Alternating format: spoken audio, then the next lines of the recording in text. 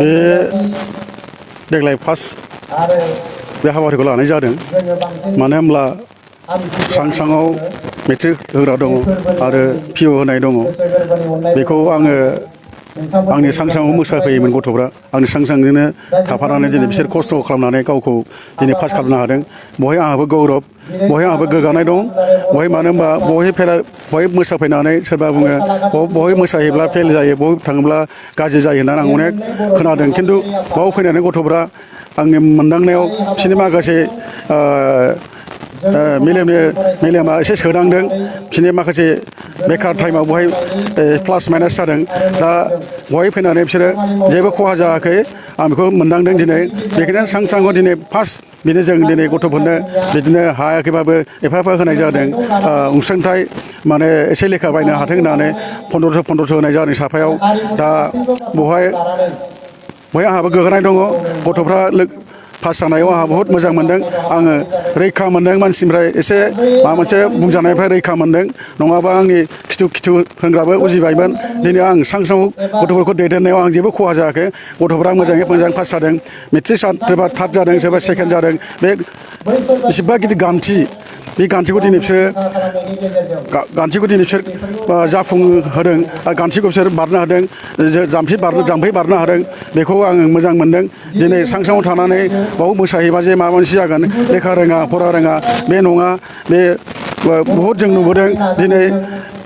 लेखा फरायनानै बल गेलेग्रा बहुद दङ जोंनि बर'नि फिसाफोर दं दिनै बिसोरो लेखा फरायनाय लोगोसे दिनै मोजां अफिसार जालांबाय बे सांसां फैनानै जे मोनसे खहा जागोन आं बेखौ नुवाखै बाव फैबा बिसोर खिन्थु जोंनिफ्राय गियान मोनगोन मोजां बोसोन मोनलांगोन दिनै जोङो फिसा हाबाफारि लाबाय थायो नोंथांमोना मिथिगौ दिनै आं बहाय नुदों गथ'फ्रा निस्सय सोलायदों दङ माखासे गुलाय गुजाय थायो मोनसे आफाद खुलिबा बहाय फिसा जेंना जायो आं बेखौ मिथिगौ थेवब्लाबो आं बे जिनिसखौ आंनि जिउ थासासिम बेखौ आं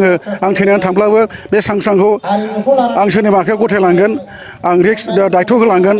दा आं बे सांसांखौ आङो सानै थाबाबो साथाम थाबाबो सानै थाबाबो थांनानै थाब्लाबो बेखौ सानै फैबाबो साथाम फैबाबो आं सांसांखौ दैदेनलांगोन दिनै बेहाय गासै 13 जन दंमोन माखासे दामगिरि बे दिनैनि बे दाख्लैनि बे मावबादि खुंनायाव साथाम गथ' मोजां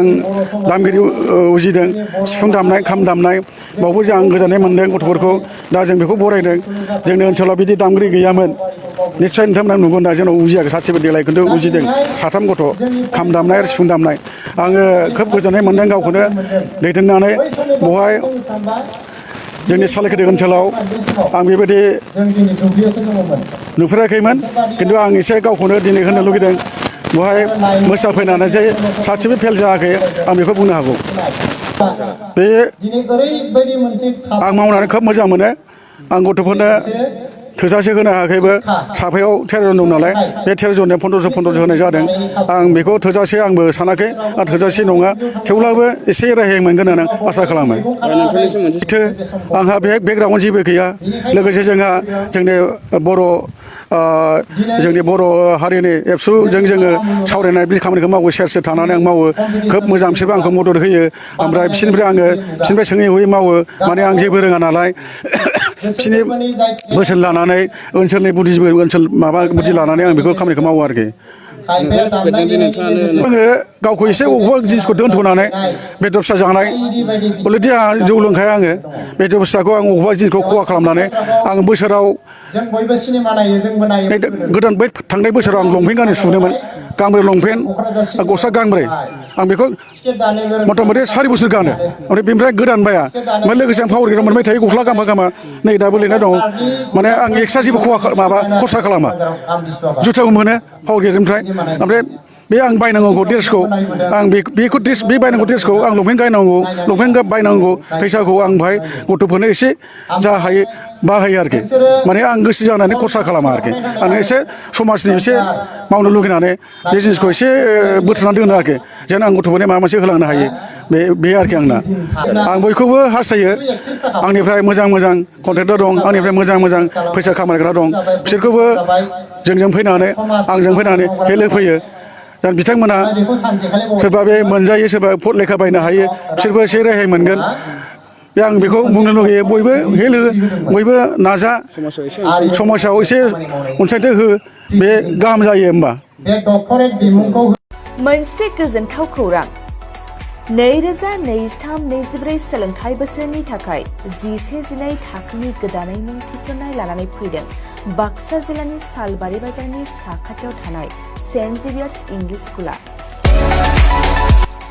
देग्लाय बोसोरनिफ्राय सेन्ट जेभियार्स इंलिश स्कुलाव आर्ट्स आरो साइन्स आयदानि थाखाय गोदानै फरायसाफोरनि मुं थिसननाया दायो सोलिगासिनो। बे फरायसालियाव मुं थिसननाया बेसेन नाङै जागोन आरो डेभेलपमेन्ट फिसा 1000, दानफ्रोमबो टिउसन फिसा 1500 रांखौ फरायसानिफ्राय लानाय जागोन। बेजों लोगोसेनो जायफोर फरायसाया मेट्रिकआव 90 जौखोन्दोनि बांसिन मोननाय आरो बिपिएल कार्ड थानाय फरायसाया बेसेन नाङाजासेनो मुं थिसननो हागोन। बबेखानि 80 जौखोन्दोनिफ्राय बांसिन नम्बर लानानै उथ्रिनाय आरो बिपिएल कार्ड थानाय फरायसाफ्रा मुं थिसननायाव 50 जौखोन्दो फ्रि जागोन। बेबादिनो उननि जौखोन्दो लानानै उथ्रिसारनाय आरो बिपिएल कार्ड थानाय फरायसाफोरनो रेहाय होनाय जादों। लोगोसे बे फरायसालियाव फरायसाफोरनि थाखाय हस्टेलनि खाबुबो दं।